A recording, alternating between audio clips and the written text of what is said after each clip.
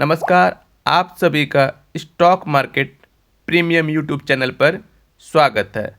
आप इस वीडियो के थंबनेल देखकर समझ गए हैं कि मैं आज किस विषय पर बात करने आया हूं। आज मैं जिस विषय पर बात करना आया हूं ये बहुत ही शानदार टॉपिक है। आप इस वीडियो को शुरू से अंत तक देखेंगे तो बहुत चीज़ इस वीडियो से सीख सकते हैं। तो चलिए अधिक देर ना करते हुए वीडियो को शुरू करते हैं। तो सबसे पहले मैं इस वीडियो का टॉपिक बता दूं। शेयर मार्केट में शुरुआत में बिना सीखे जीतने के बाद अक्सर लोग हारते क्यों हैं। तो इस विषय में मैं टोटल 10 पॉइंट में चर्चा करूंगा। तो चलिए सबसे पहले शुरू करते हैं पहला पॉइंट। तो आप पहला पॉइंट में देखते हैं शुरुआती किस्मत, और आप इसको कहें तो बिगनर्स लक। आप देखते हैं शुरू में कि शुरुआती में लोग क्या करते हैं, बिना सोचे समझे निवेश करते हैं और बाजार की अनिश्चितता के चलते मुनाफा कमा लेते हैं। इससे उन्हें गलतफहमी हो जाती है कि शेयर बाजार आसान है। मैं एक एग्जांपल से आपको समझाता हूँ। जैसे किसी ने 10,000 रुपया लगाया तो वो क्या हो गया, 12,000 बन गया। तो यहाँ पे क्या हुआ, 2,000 उसको प्रॉफिट हो गया। फिर उसने अगले बार भी उनका लक चला, बिगनर्स लक, तो 12 लगाया, 14 हो गया। तो ये क्या है, एक लक है। और मार्केट में आप सभी को पता है कि लक है, लेकिन लक से अधिक आपका स्किल, साइकोलॉजी, माइंडसेट काम करता है। समझ गए इस बात को आप। तो बिगनर्स लक अगर आपका चल रहा है तो आप अपने आप को एक ट्रेडर मत समझिए। आप अपने आप को अपडेट कीजिए विथ रूल्स रेगुलेशंस, मार्केट का नियम जो भी है उसको आप अपडेट कीजिए। दूसरा बात करूं, अधूरी जानकारी, लैक ऑफ नॉलेज। इसमें क्या होता है, शुरुआती लाभ जो आपको होता है ना, उससे आपका आत्मविश्वास बढ़ जाता है। जैसे कि 10,000 लगाए, 12 हो गया, तो आपका आत्मविश्वास बढ़ गया यहाँ पे। तो इससे क्या होता है ना, आत्मविश्वास बढ़ने से आपको, इसका मतलब ये नहीं है कि बाजार के आपको नियम मालूम हो गया, कंपनियों का विश्लेषण करने के लिए आ गया, आपको जोखिम प्रबंधन समझ में आ गया। ट्रेडिंग में क्या है ना, एक सच्चाई की बात बताऊं कि ट्रेडिंग में अर्निंग करना से अधिक इम्पॉर्टेंट है आपका risk reward ratio. Reward ratio तो चलिए आप सीख जाएंगे तो रिवार्ड, आप अपने आप रिवार्ड को बढ़ा लेंगे, लेकिन रिस्क क्या है ना, सबसे इंपॉर्टेंट है। बिगिनिंग में अगर मान लो आप लाख रुपए लेके आए हो तो आपको रिस्क है ना कि लाख रुपए का लाख रुपए आपका जा सकता है। तो यहाँ पे आपको रिस्क जो है ना बहुत इंपॉर्टेंट है। रिस्क को समझना, कितना रिस्क लेना है, कितना रिस्क नहीं लेना है, ये बहुत ही इंपॉर्टेंट होता है किसी भी ट्रेडिंग में। चलिए मैं तीसरे पॉइंट की बात करता हूँ। तो तीसरा पॉइंट है भावनाओं का प्रभाव, इमोशनल डिसीजन। इमोशनल डिसीजन क्या होता है कि आपको लोभ लालच हो जाता है। लोभ, जैसे कि मान लो लोभ की बात करें कि 10,000 12,000 हो गया, तो आपको लोभ हो गया कि यहाँ पे हमें 2,000 मिल गया। तो इसमें क्या हुआ, आपने ट्रेड को कट कर दिया। अब कभी कभी 10,000 रुपया क्या होता है आपका 8,000 रुपया हो जाता है। तो आपको लालच है कि नहीं, ये भी 8,000 रुपया मेरा 10,000 या 12,000 रुपया फिर हो जाएगा। लेकिन इसका अपोजिट क्या होता है, 10,000 रुपया आपका 5,000, 6,000, 7,000 हो सकता है कि जीरो भी हो सकता है आपका। क्योंकि बहुत सारे सिगमेंट्स है जैसे ट्रेडिंग में, जैसे इंट्राडे है, इन्वेस्टिंग है, ऑप्शंस है। तो आप किस में ट्रेड कर रहे हैं इस पर डिपेंड करता है। तो आपको जो लोभ और लालच जो आपका है ना, वो इमोशनल डिसीजन आपका प्रभाव करता है। समझ गए इस बात को। चलिए पॉइंट नंबर 4 की बात करते हैं, जोखिम प्रबंधन की कमी, नो रिस्क मैनेजमेंट। जैसे कि आपने 10,000 रुपये किसी ट्रेड में लगाया, तो इसमें एक रिस्क होगा ना कि हम कितना रुपया कम हो जाए तो हम उसको निकाल लेंगे। जैसे आपका किसी का ट्रेडर का होता है कि 5%, तो 9500 होगा, तो मैं इस चीज़ को कट कर दूंगा, ट्रेड को मैं ट्रेड कट कर दूंगा, मतलब उस ट्रेड से आउट हो जाऊंगा। तो ये रिस्क मैनेजमेंट आपको इम्पॉर्टेंट है, ये आपके कैपेसिटी, मनी मैनेजमेंट, ये सब के अंतर्गत आता है। तो रिस्क मैनेजमेंट आपको बहुत ही इंपॉर्टेंट है। लेकिन जो नए ट्रेडर्स होते हैं, जिनको कि लक बिगनर्स होते हैं, बिगनर्स लक होते हैं, वो लोग इसको नहीं देखते हैं। वो सोचते हैं कि 10 को मैं डायरेक्ट 20 कर लूँ, 20 को 40 कर लूँ। तो ऐसे अगर होता तो सब लोग यही कर लेते हैं ना, लेकिन ये ऐसा होता नहीं है। चलिए पांचवा करते हैं ओवर कॉन्फिडेंस।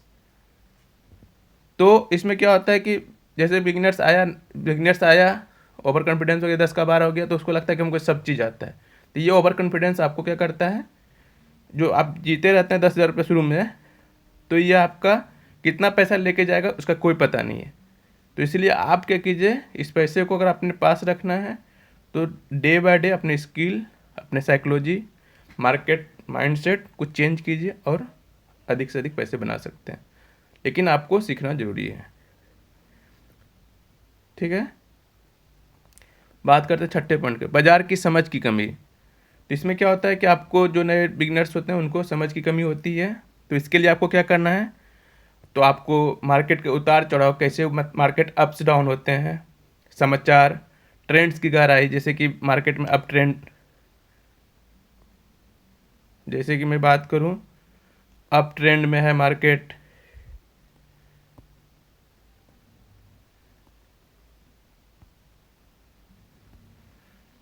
डाउन ट्रेंड में है या साइडवेज है, तो इस मार्केट की जानकारी आपको होना ज़रूरी है।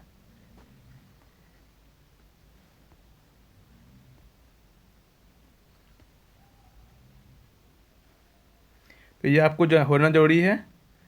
चलिए अब बात करते हैं नए पॉइंट की, लालच और धैर्य की कमी।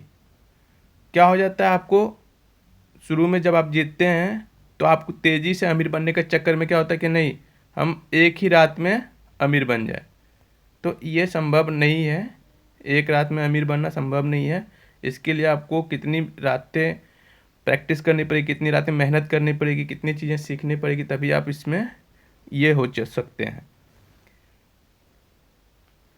और इसमें आपको पेशेंस भी रखना पड़ेगा। बिना पेशेंस के इसमें आप अमीर बनना सोच रहे हैं तो ये कितना सही आप खुद समझ सकते हैं। अब नए पॉइंट की बात करते हैं, सिस्टमेटिक निवेश की कमी, नो सिस्टमेटिक अप्रोच। इसमें क्या होता है कि बिना प्लानिंग के बिना ट्रेडिंग करते हैं आप, लॉन्ग टर्म निवेश की बजाय शॉर्ट टर्म पर ध्यान देते हैं। बहुत स्टॉक होते हैं कि 10,000 वो 20,000 12,000 बनते हैं, इसमें टाइम लग सकता है आपको 6 महीने, लेकिन बहुत लोग क्या करते हैं कि नहीं 1 महीने में 10 से 12 हो जाए, तो लोग उसमें क्या करते हैं सही से प्लानिंग नहीं कर पाते। तो आपको प्रॉपर प्लानिंग चाहिए जिस सेगमेंट में आप काम कर रहे हो। अब नए पॉइंट की बात करते हैं, सही मार्गदर्शन की कमी। आपको सही मार्गदर्शन, जैसे कि शुरू में आपको क्या करना है कि लोगों की सलाह लेनी है, जैसे कि लोगों की सलाह लेना, जैसे यूट्यूब है तो आप कहेंगे यूट्यूब में तो बहुत सारे इन्फ्लुएंसर, फेक इन्फ्लुएंसर है। तो देखो आप ये भी तो जानते हो कि फेक का किसका होता है, किसी की रियल का ही। तो ऐसा नहीं है कि यूट्यूब पे रियल नहीं है, आपको फाइंड आउट करना है ना कि कौन रियल, किस कौन पैसे के पीछे भाग रहे हैं या क्या, कौन ज्ञान दे रहा है, तो उस चीज़ को आपको फाइंड आउट करना है। बहुत सारे न्यूज़ चैनल है, ट्रस्टेड न्यूज़ चैनल है, आप उसको फाइंड, नहीं तो आप बुक पढ़िए। तो कहीं ना कहीं से आपको प्रॉपर गाइडेंस चाहिए। लेक ऑफ गाइडेंस उनको होता है, तो नए बिगिनर्स को ये चीज़ें कमी होती है, जिसके कारण वो हारने लगते हैं। तो इसके अपेक्षा आपको अगर नहीं हारना है तो प्रॉपर गाइडेंस लेना है। आप सोर्स फाइंड आउट कीजिए, आपके बहुत सारे सोर्स अभी हैं, ऑनलाइन है, ऑफलाइन बुक के रूप में आप कर सकते हैं। बहुत सारे ऑफलाइन ट्यूटर मिल जाएंगे आपको आपके आसपास के एरिया में, तो उससे आप अपने नॉलेज को बढ़ा सकते हैं। चलिए अब नेक्स्ट और लास्ट पॉइंट की बात करते हैं हम, बाजार का स्वभाव समझने में चूक, इग्नोरिंग मार्केट साइकोलॉजी। तो देखिए शेयर बाजार का साइकोलॉजी क्या है कि लोग समझने में असफल हो जाते हैं। साइकोलॉजी मतलब क्या होता है, जैसे कि मैं एक सिंपल सा बताऊं, जैसे कोई भी ग्राफ ग्रो करता है, क्या ऐसे डायरेक्ट सिंपल ग्रो नहीं करता ना, वो इस यहाँ तक पहुँचने के लिए क्या करता है, ऐसे ऐसे डाउन अप्स डाउन ये। तो एक मार्केट का जैसे कि हम ट्रेंड लाइन लगाते हैं, रिस्क रिवार्ड रेशो करते हैं, मनी मैनेजमेंट करते हैं, sideways market, down trend market, up trend market, हर मार्केट को समझते हैं। तो ये आपका क्या करता है, साइकोलॉजी बिल्ड करने में मजबूती करता है, फाइनेंशियल मैनेजमेंट करते हैं। लेकिन बिना कुछ चीज़ का आप करेंगे तो इसमें बहुत सारी दिक्कतें आपको आती है। तो मैं बस यही कहूँगा कि शेयर मार्केट में अगर आपको सफल होना है तो सफल होने के लिए आपको धैर्य बनाना पड़ेगा, सीखने की इच्छा और जोखिम प्रबंधन पे बहुत ही महत्वपूर्ण ध्यान देना पड़ेगा आपको। बिना सीखे और योजना के निवेश करना हमेशा नुकसानदायक हो सकता है आपके लिए। धन्यवाद।